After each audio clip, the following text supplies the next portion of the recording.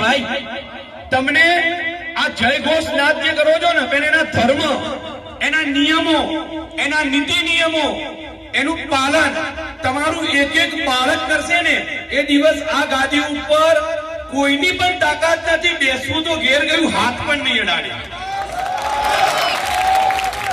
તમે એનું કારણ હું એવા સંન્યાસીનો શિષ્ય છું ને, મારા ગુરુ 365 દિવસના અંદર 250 દિવસ તો શિવ મંદિર બનાવેલી. કદાચ તમારામાંથી જનરલ લોકો ઓળખતા છે મારા ગુરુને, ચંદનગીરી બાપજીને, બરાબર. હું એ સાધુનો શિષ્ય છું જેને હજારો એકરની જમીન છોડીને બીજા મંદિરો બનાવ્યા. એનું કારણ ત્યાગે શું વાગે. અને બીજા નંબરમાં એક યાદ રાખજો, તો આરંભે સુરા, આ ચાલુ થયું એટલે એકબીજાના તલવાર ખેંચો ને એવું કરશો. રણે દીના અર્ધે જશો ને એટલે 5 બાપુ આગળ છે, બાકી બધા ઘેર. પરસ્પર વિરોધી નામ, અંદર લડશો ને તો કોઈ દિવસ તમારું કલ્યાણ નહીં. એટલે એમાંથી બહાર આવો. માથું એક હોય, હાથ બે હોય, પગ બે હોય, આંખ બે હોય, બધું એક સાથે કામ ના લગાવાય. આ શરીરનું સંચાલન તો એકલું મગજ જ કરતું હોય.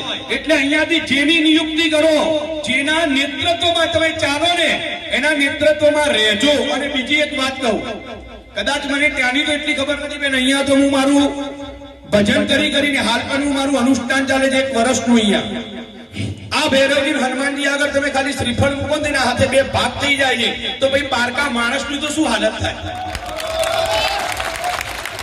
બેન તમને જો આ કેવલપુરી બાપુને માથે રાખીને ન્યાય લેવા હેડ્યા હોય, જો આ સભામાં બેઠ્યા, બીજાની વાત નથી કરતો, આ સભામાં બેઠી ઢોલની જેમ જો 2 બાજુ વાગતા હશો ને તો ઘરનું છોકરું એ નહીં બચે.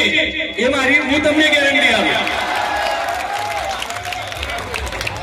2 બાજુ તમે કરો તો 1 બાજુ કરો, ચાહે આ પાર ક્યાં તો ચાહે પેલી પાર, ક્યાં તો રામ જોડે ઉભા રહો તો રાવણ જોડે ઉભા રહો, ચહેરો કરીને બતાવી દો તો ખબર પડે. બાકી બાપુ અમે આગળ, બાપુ અમે આગળ. એન કારણ ભલે હું ક્યાંય નથી આવ્યો, તમારા વિડીયો, તમારા ફોટો આ બધું બહાર ફરે જ છે. અને તમારા ઘણા બધા ઢોળ વાગે જ છે, કદાચ તમને ખબર નહીં હોય, ભલે અમે અહીંયા બેઠા તો અમને ખબર છે, બરાબર. બાપુ ચિંતા ના કરતા, બાપુ તુમ આગે बढ़ो हम तुम्हारे साथ है, બાપુ સુડી ઉપર. એટલે એવું કોઈ કામ ના કરતા. એનું કારણ જો તમે ઘોષણા કરી હોય, તમારા હૃદયથી ઘોષણા કરી હોય, બરાબર, તો અમારા મંત બાપુ બનશે. અને જો તમે ના બનાવી શકો ને તો કોઈ દાડો જાહેરમાં લોકોને કહેતા નહીં હું 10 નામ ગોસ્વામી છું. એનું કારણ તમે કહેવા જશો ને તો કે તમારા જેવો જ પકડશે. પેલા જ ને બાપુ ચિલક કરીને ભાઈ ઘેર જતા રહ્યા હતા, અને બીજી ફેર કોઈ ગાદી ઉપર કોઈ બાપુ બેસવા તૈયાર થશે નહીં.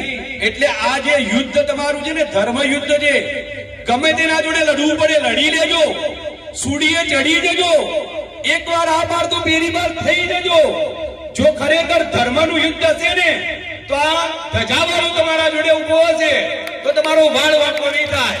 બોલો શ્રી કેવલપુરી બાપુ કી જય.